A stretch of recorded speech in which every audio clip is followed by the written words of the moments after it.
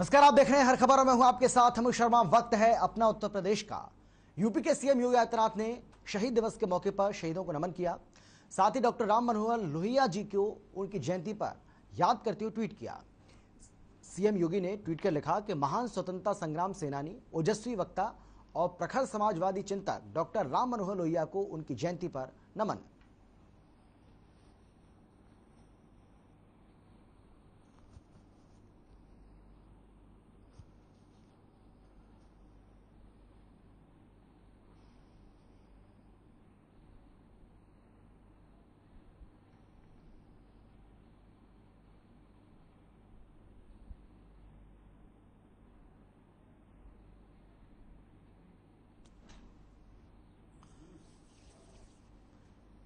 तो सीएम योगी की ओर से जो ट्वीट किया गया उसमें क्या कुछ उन्होंने लिखा, ये ट्वीट आपको हम दिखा रहे हैं। महान स्वतंत्रता संग्राम सेनानी, ओजस्वी वक्ता एवं प्रखर समाजवादी चिंतक डॉक्टर राम मनोहर लोहिया जी को उनकी जयंती पर कोटिश नमन। ये मुख्यमंत्री योगी आदित्यनाथ की ओर से ट्वीट किया गया। डॉक्टर राम मनोहर लोहिया को मुख्यमंत्री योगी ने याद किया।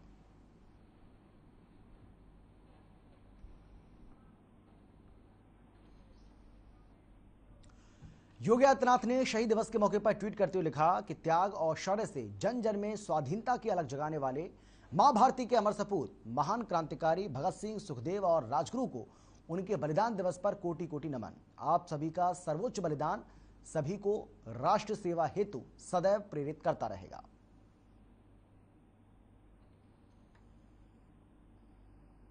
अपने त्याग व शौर्य से जन जन में स्वाधीनता की अलग जगाने वाले मां भारती के अमर सपूत महान क्रांतिकारी भगत सिंह, सुखदेव एवं राजगुरु को उनके बलिदान दिवस पर कोटि कोटि नमन। आप सभी का सर्वोच्च बलिदान सभी को राष्ट्र सेवा हेतु सदैव प्रेरित करता रहेगा। अपने इस ट्वीट के दौरान मुख्यमंत्री योगी आदित्यनाथ ने शहीद दिवस के मौके पर ट्वीट करते हुए शहीदों को नमन किया, उन्हें श्रद्धा सुमन अर्पित किए।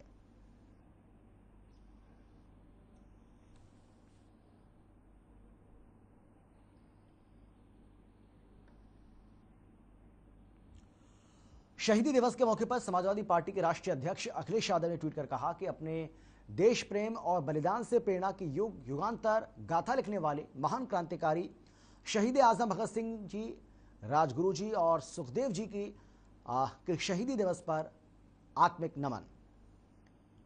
तो यूपी के पूर्व मुख्यमंत्री अखिलेश यादव की ओर से अपने इस ट्वीट के दौरान किस तरीके से शहीद दिवस के मौके पर शहीदों को याद किया गया, ये ट्वीट आपको हम यहाँ पर दिखा रहे हैं, जिसमें उन्होंने लिखा कि अपने देश प्रेम और बलिदान से प्रेरणा की युग युगांतर गाथा लिखने वाले महान क्रांतिकारी शहीद आजम भगत सिंह जी, राजगुरु जी और सुखदेव जी के शहीदी दिवस पर आत्मिक नमन।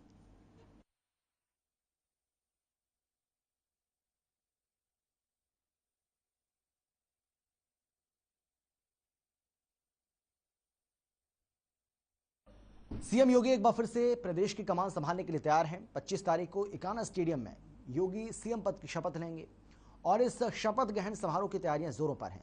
तैयारियों का जायजा लेने के लिए नगर विकास के अपर मुख्य सचिव राजेश दुबे ने स्टेडियम का निरीक्षण किया। इस दौरान उन्होंने साफ सफाई, लाइटिंग की व्यवस्था को 24 मार्च की शाम तक चाक चौबंद करने के निर्देश भी जारी किए। आपको बता दें कि स्टेडियम में 80 लाइट की व्यवस्था की गई है। इनमें 16 टॉयलेट वीआईपी के लिए बनाए गए। साथ ही स्टेडियम की सफाई के लिए 400 कर्मचारी लगाए गए। और खास बात यह है कि समारोह में आने वाले हर एक व्यक्ति के लिए मिठाई सहित पानी की व्यवस्था भी की जा रही है। जिला आपूर्ति अधिकारी सुनील कुमार को इस पूरे काम का जिम्मा सौंपा गया है।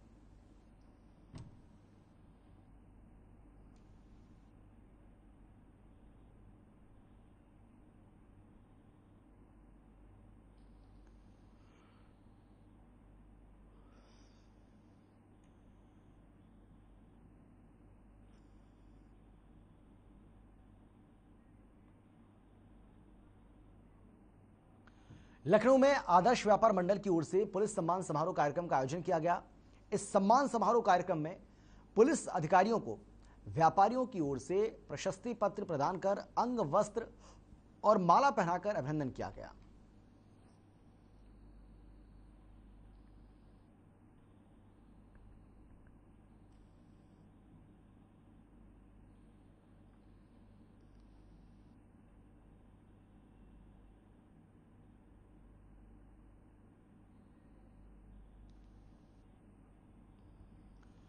राजधानी लखनऊ में गुरुद्वारा नाका हिंडोला में 12 साल के ऊपर के बच्चों को वैक्सीन की पहली डोज दी गई। गुरुद्वारा प्रबंधक कमेटी के अध्यक्ष राजेंद्र सिंह बग्गा ने बताया है कि गुरुद्वारा साहब में कोविशील्ड और कोवैक्सीन दोनों की पहली और दूसरी डोज के साथ ही बूस्टर डोज भी लगाई जा रही है।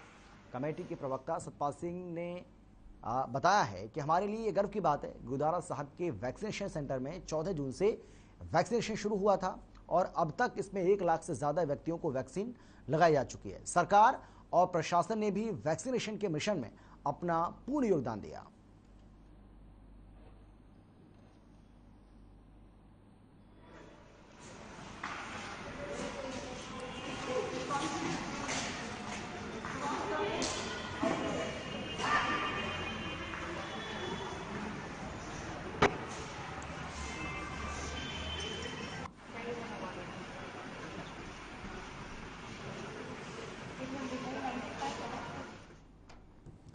लखनऊ में वर्ल्ड टीबी उन्मूलन दिवस पर समारोह का आयोजन किया जाएगा, जिसमें टीबी दिवस के मौके पर केजीएमयू चेस्ट रोग के चिकित्सक डॉक्टर वेद प्रकाश ने कहा कि टीबी रोग के इलाज के लिए लगातार संघर्ष किया जा रहा है। लोगों को जागरूक भी किया जा रहा है। इस बीमारी का इलाज आसान है, लेकिन इलाज छोड़ने वालों के लिए गंभीर और जटिल रोग बन सकता है, जिसका इलाज करना असंभव है।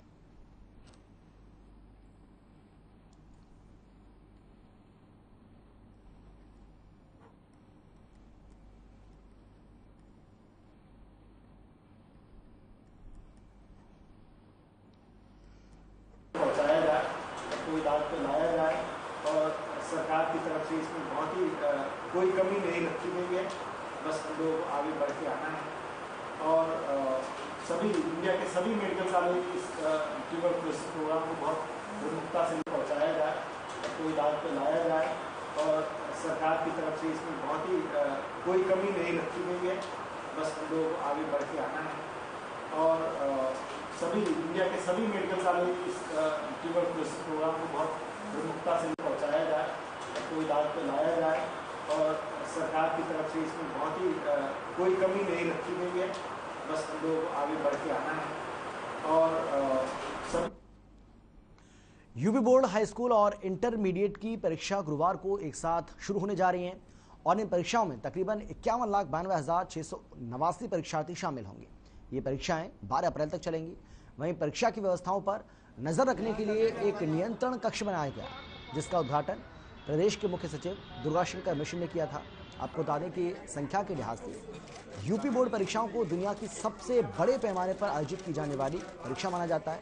बोर्ड परीक्षाएं कराने के लिए कुल 8,373 केंद्र बनाए गए।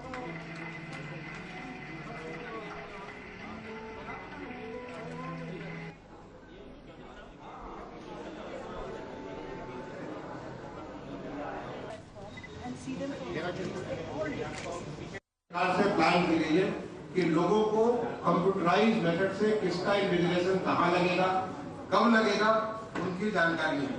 सारे के सारे जिलाधिकारियों के साथ, पुलिस कमिश्नर्स के साथ, पुलिस के जो वरिष्ठ पुलिस अधीक्षक है उनके साथ और डीआईजी, आईजी, कमिश्नर सबके साथ मैंने एक बहुत डिटेल में इसके बारे में चर्चा की। पीछे आप लोगों को बात भी किया था और उसमें उन्हें बता दिया कि चाहे हमारा सभी केंद्रों में कॉपियां पहुंच गई हैं, प्रश्न पत्र को पहुंच रहे हैं और सारी चीजें पूरी कॉन्फिडेंशियलिटी के साथ, जिससे जो बच्चा इम्तहान दे उस बच्चे को मालूम होना चाहिए कि उसकी योग्यता है, जो उसकी मेहनत है, उसके हिसाब से उसका रिजल्ट आएगा। कोई नकल करा करके उसके रिजल्ट को इम्पैक्ट नहीं कर सकता। माननीय मुख्य सचिव जी, जनसंवाद एवं शिकायत प्रकोष्ठ मंडल प्रभारी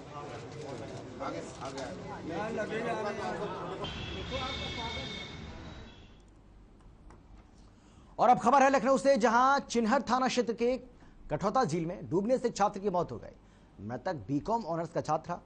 पुलिस के मुताबिक मृतक देर रात पार्टी करने के बाद झील के पास अपने कुछ दोस्तों के साथ बैठा था और इसी दौरान जेब से अचानक उसका मोबाइल फोन पानी में जा गिरा, जिसे निकालने के लिए वो झील के पास गया, लेकिन काई लगी होने के चलते उसका पैर फिसल गया और पैर फिसलने से युवक की मौत हो गई। आसपास मौजूद लोगों की मदद से उसे झील से निकालकर तुरंत अस्पताल ले जाया गया, जहां डॉक्टर्स ने उसे मृत घोषित कर दिया।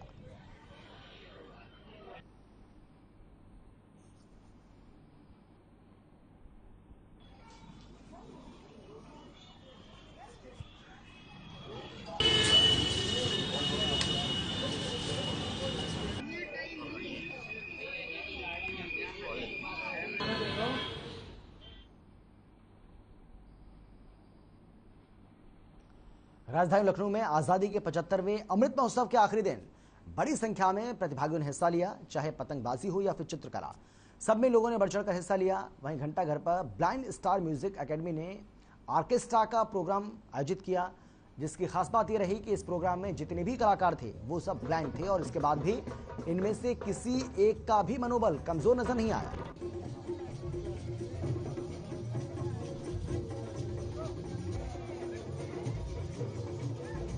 उत्तर प्रदेश रखा गया। ये 3 महत्वपूर्ण दिन है जिसको राज्य सरकार इसको आजादी के अमृत महोत्सव के दौरान इसको बड़े स्तर पे पूरे प्रदेश भर में इसको मनाएगी।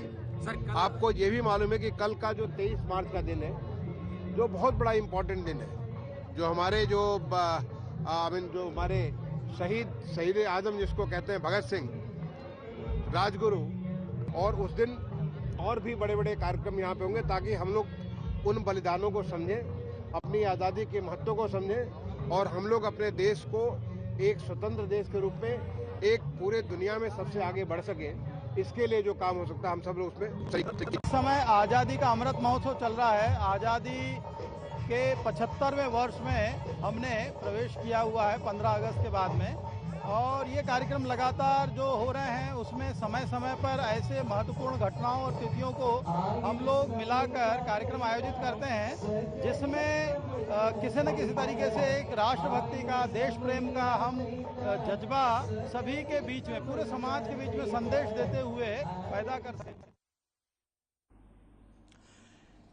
यूपी के विभिन्न जेलों में बंद कैदियों के लिए राहत भरी खबर सामने आई है। कोरोना महामारी के चलते यूपी की जेल में कैदियों से मुलाकात पर जो रोक लगी थी उसे हटा दिया गया है और अब सरकार ने कैदियों से मुलाकात को लेकर नए दिशा निर्देश भी जारी कर दिए हैं, जिसमें आदेश के अनुसार परिवारजन, मित्र या फिर वकील कैदियों से मुलाकात कर सकते हैं।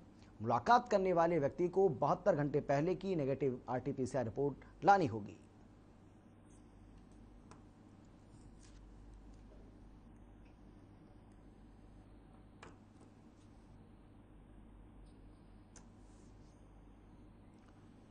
यूपी बोर्ड की हाई स्कूल और इंटरमीडिएट परीक्षा की तैयारियां लगभग पूरी हो चुकी हैं। नकल पर अंकुश लगाने के लिए परीक्षा केंद्रों पर इस बार की ऑनलाइन निगरानी की जाएगी। इसके तहत हर जिले और राज्य स्तर पर कंट्रोल रूम बनाया गया है। लखनऊ में भी ऑनलाइन मॉनिटरिंग के लिए कंट्रोल रूम बनाया गया है, जिसका उद्घाटन माध्यमिक शिक्षा निदेशालय में मुख्य सचिव दुर्गा शंकर मिश्रा ने किया। इस मौके पर उनके साथ माध्यमिक शिक्षा सचिव और अन्य शिक्षा विभाग के अधिकारी मौजूद रहे। जो परीक्षा के केंद्रों के अंदर कक्ष बनते हैं वो भी